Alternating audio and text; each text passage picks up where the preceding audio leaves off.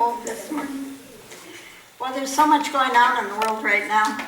It reminds me, and I know you've heard this old saying before, the Chinese curse. You all know the Chinese curse.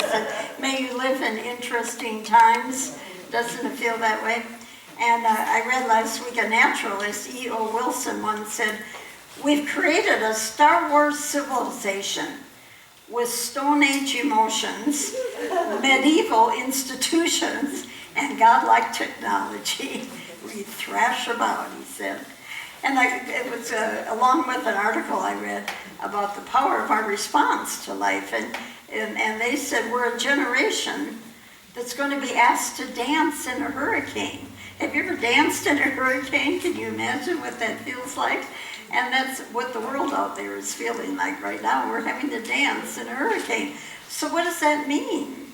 Well, we probably all have a little different slant on that. But to me, part of it is the powers that be, and we probably all have a different idea of who that is, but the powers that be are using media to manipulate us with fear. And that's the biggest thing we have to overcome, is being manipulated with fear through the media. And we're programmed about fear and separation and conflict. So we're told, be afraid of whatever they happen to be talking about that day. We're told, only listen to us and don't listen to other viewpoints. Stay in that fear and believe that you're separate. Or as Groucho Marx used to say, in Duck Soup, who are you going to believe, me or your own eyes? It doesn't mean anything. It's just one of my favorite movie lines. I had to get it in somewhere. But I saw that this week. There was a video, because I tend to go through the YouTube videos. Anybody addicted to YouTube videos besides me get lost? I always say to Mike, help, I've fallen, I can't get up, help me. Anyway, there was a video this week I was watching, and this woman was raging. I mean raging at a neighbor. He was a dad, and his child had a lemonade stand. And she came up, and instead of buying lemonade, she just started raging at him. She said, "How dare you do this? This isn't sterile. Your child might have touched one of those ice cubes." And no matter what he said, she would not stop raging. Now, it doesn't matter so much which side of the issue on lemonade stands right now you are.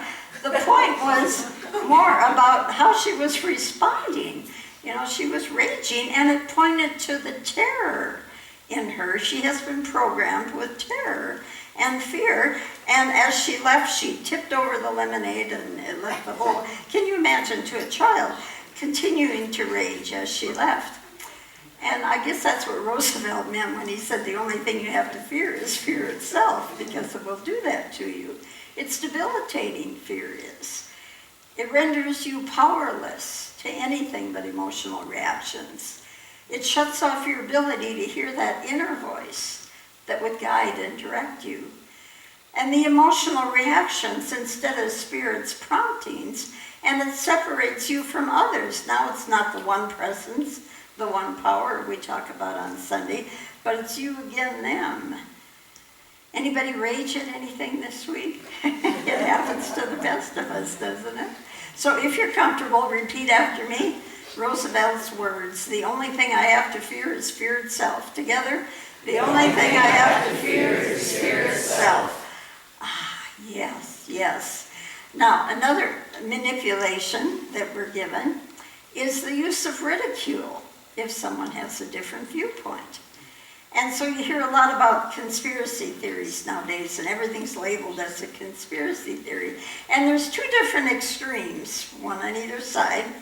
One is to spread fear about things that might be true, and the other is to ridicule, dismiss, or discredit what probably is true, or an opposite viewpoint. So, you know, both sides can use it. And I always say, just because it's a conspiracy theory doesn't mean there's not some truth in it. So I think what we have to do when we listen to anything is listen to it all with love. Take it all with a big grain of salt. I love that. Take it with a grain of salt. I take everything with a grain of salt, a big grain of salt, and discern with spiritual discernment. Does this feel right, or does this feel far out?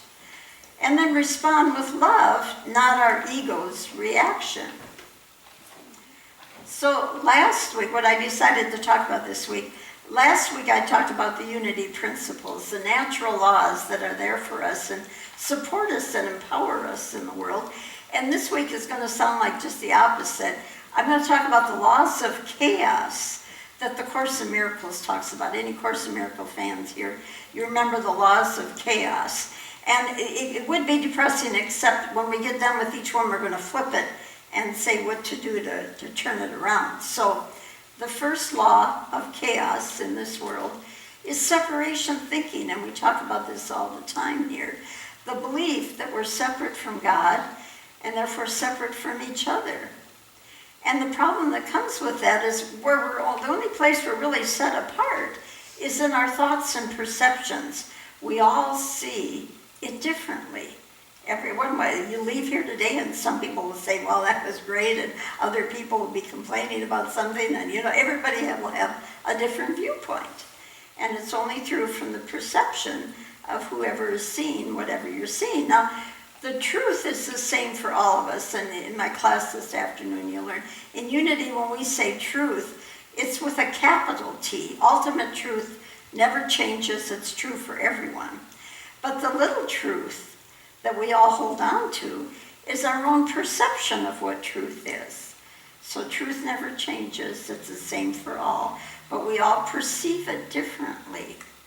And that's why our co-founder, Charles Fillmore said, in unity we search for the truth in all things. We look at it all, we listen to it all, we study it all, and then we find what we think is the truth within it all, and we let go of the rest.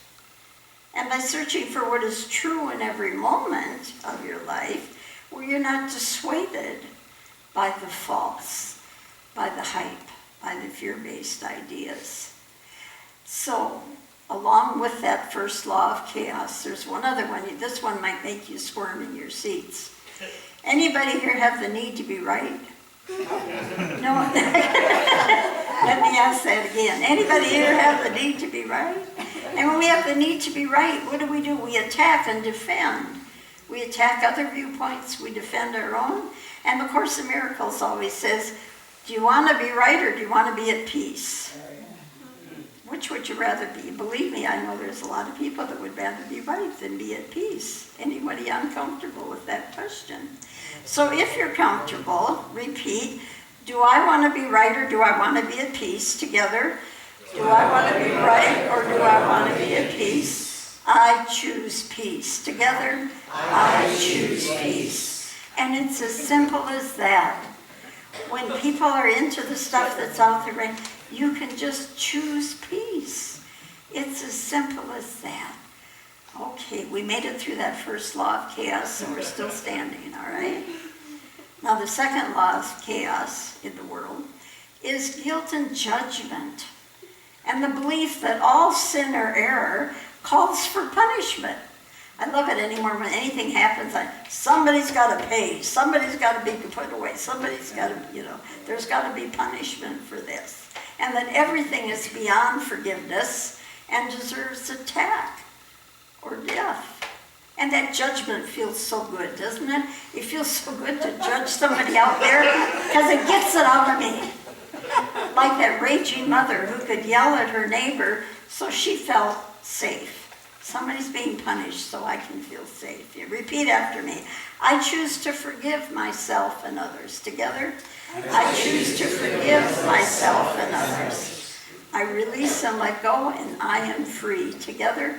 I release and let go and I am free. I have a choice. Okay, the third law of chaos is fear, and that's the biggest one of all. If all errors deserve punishment, and I know I've got faults, anybody here not have faults? If so, I'll change places with you. And so if we all have faults and we've all made mistakes, then we all deserve punishment. And there's a fear of God, because God must judge me then. And so I'm going to be punished. And oh my God, I can't even go to God for help. And now I've got fear of each other, because at the same time, I've got to project that all on you. And you've got to project it all on me. Oh my, oh my, oh my. The world goes round and round in chaos. And we're like Chicken Little. An acorn falls on our head and we start yelling out, the sky is falling, the sky is falling. Well, you've all heard the acronym for fear, F-E-A-R, false evidence appearing real. And you know what makes it real? Fear. It's false evidence out there, and our fear is what makes it real. And our response determines our experience. I didn't say what's happening determines our experience. Our response determines our experience, like the raging woman. Repeat with me if you're comfortable. My response determines my experience. Together. My response determines my experience. I release the fear of appearances. Together. I release the fear of appearances. I am one with the divine presence. Together. I am one with divine presence. Feels better. We have a choice. Okay, the fourth law of chaos, if you haven't already noticed, it's a dog-eat-dog world out there. And the only way to have is by taking from others. And if another loses, we gain. And so we have to keep attacking and defending. Repeat with me if you're comfortable. Life is consciousness. Together? Life is consciousness. No one can take from me what is mine in consciousness. Together? No one can take from me what is mine in consciousness. And I can't take from another what is not mine in consciousness. Together? I can't take from another what is not mine in consciousness. All right. Number 5, the law of chaos. There are substitutes for love. There are substitutes. And love is a physical form, not the spiritual content. And then we get to possess that form. We get to hold it captive and start projecting on it like crazy. Do we do that with each other? That's the old song, you always hurt the one you love. You possess that love, and then you start to project back and forth. It's amazing. We make it at all in this world, isn't it? The Course in Miracles goes on to say, when you saw yourself as separate and alone, you couldn't help but suffer fear and loneliness and all the ills that come from the base emotion of fear. Fear is degenerating. Nothing about fear is life-giving. You are thus given life only to have it become degenerated by fear. Fear degenerates. Love is life-giving. So the 3 steps to get through it. First of all, let go of fear. Discern the truth in deceptions, like Groucho Marx, who you're going to believe me or your own eyes. And don't be manipulated by fear. If it makes you feel uncomfortable, it's probably something that needs to be looked at again with a different choice. Or as Walt Whitman said, he has the best line of all. Walt Whitman said, dismiss what insults your soul. Don't you love that? Dismiss what insults your soul. Now, we can all feel pretty righteous. I know I felt really righteous when I first read that. And then I realized, metaphysically, I have to dismiss what insults my soul and my own mind. Oops, altogether now, oops. I got a lot of stuff in here that insults me. I got to dismiss that. And then I can worry about dismissing what's out there. So, together, if you're comfortable, I dismiss what insults me in my mind. Together? I dismiss what insults me in my mind. Oh God, it's all about me again. Oh my. Repeat once again, my safety lies in my union with God. Together, my safety lies in my union with God. You know, one of the things you're going to learn today at the class about unity after the service is Jesus' main message was, know the truth, and the truth will set you free. That was his main message. That and love, but know the truth. What is the truth about you? What is the truth about the world? What is the truth about all of us? So come to class. If you brought a lunch, we're going to meet in the basement because some of you brought a bag lunch. We're going to have coffee, and we're going to sit and talk about unity, how it began, what we believe.